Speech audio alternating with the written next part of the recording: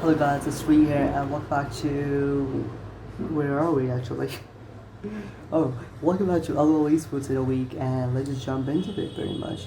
So as always, as pretty much it's like become a trend right now, as we start with always with the words update, so here's our words update.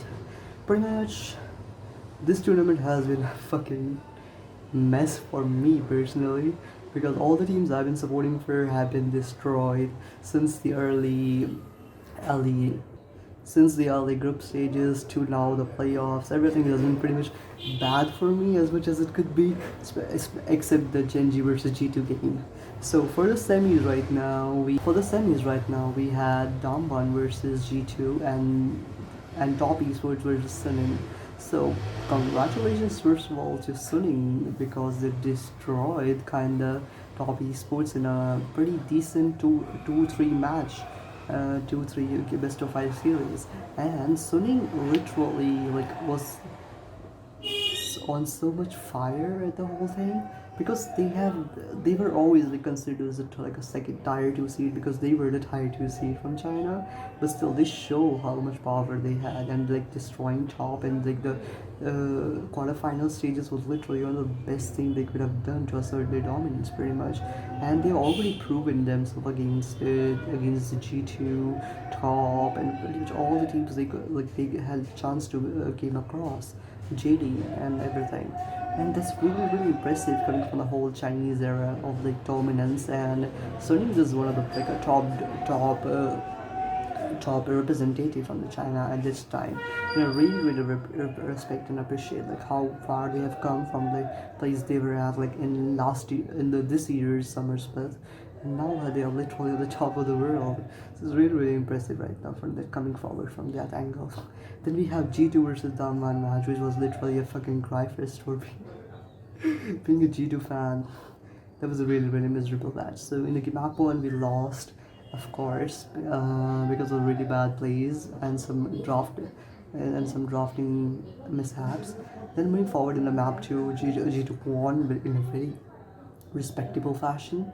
But after that, third game it was a mess, and fourth game was literally the fastest game of the worlds, in which G2 lost to down one.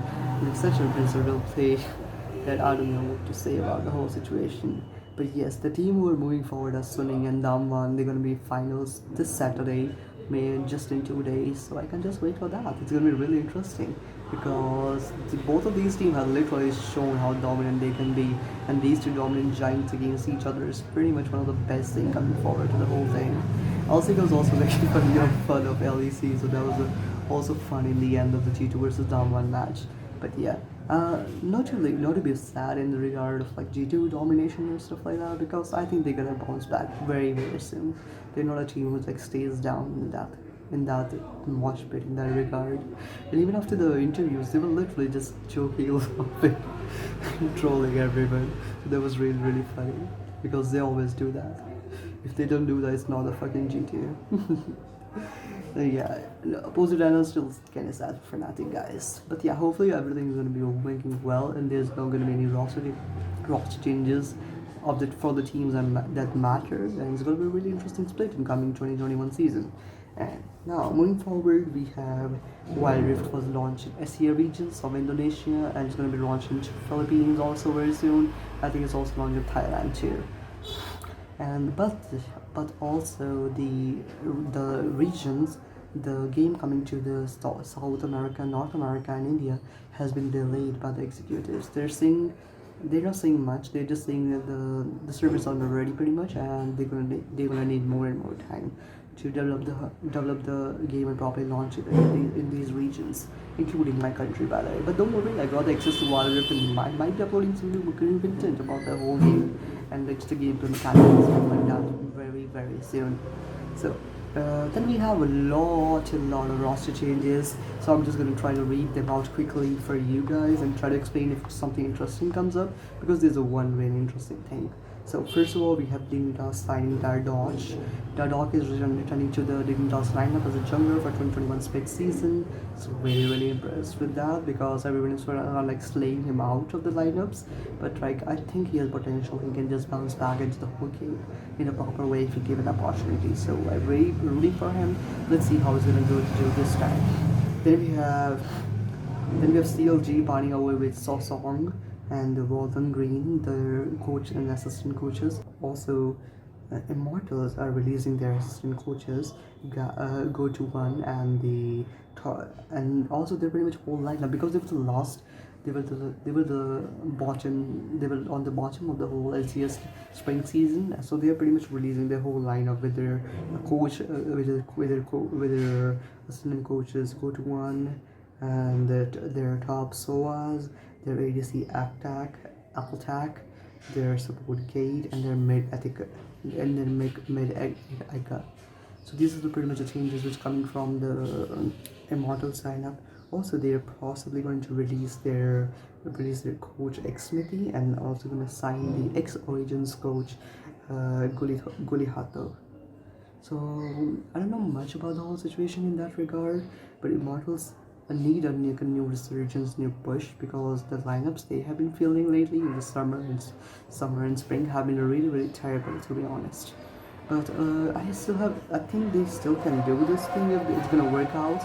But I'm not sure how they're gonna develop the whole scene coming forward. We have Team Liquid partying away with their assistant coach Croissant.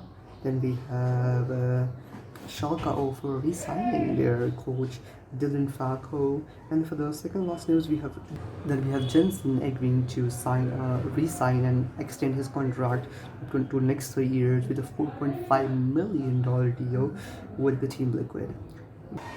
And the last news, we have Bjergsen retiring from the professional play and signing back to TSM as a coach. So as you probably know, Bjergsen already had a deal with the TSM last year when he was about to like pretty much leave NA. But TSM ended up like signing him back and like getting him into the whole team, and he pretty much even got the shares of the company.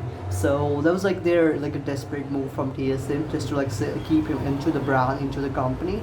And now he has announced his retirement. They also did a really good, interesting like a documentary style video like announcing his retirement and everything. So that was a really interesting video, and I would say I was really listening to like watching this scene because even though how much I like try to troll TSM and stuff like that, Bjergsen is a real challenge. Bjergsen had a huge potential, and even like I'm not sure, and it just kind of ruins people. But if he was in the EU, I'm pretty sure he would have been like in a decent lineup and going far ahead. But NA is just pretty much NA, I would say. But regardless of that, like he has totally announced he's 100% retiring from professional play, and he's signing as a head coach for the TSM in coming 2021 season. This is really impressive, and that's really interesting, to be honest. And whatever is going to happen in future, they haven't announced any mid laner who's going to replace Bjergsen, but I'm pretty sure it's going to be a really big deal. Whoever came forward and like takes over the mantle that he has been carrying for so long. Because the TSM is such a loved brand in the minds of their fans, they kind of like brainwash everybody, to be honest, in the legal agency, in NA at least. So they still have a huge fan base to like follow over. So it's gonna be really interesting to see how it's gonna come forward in the long run.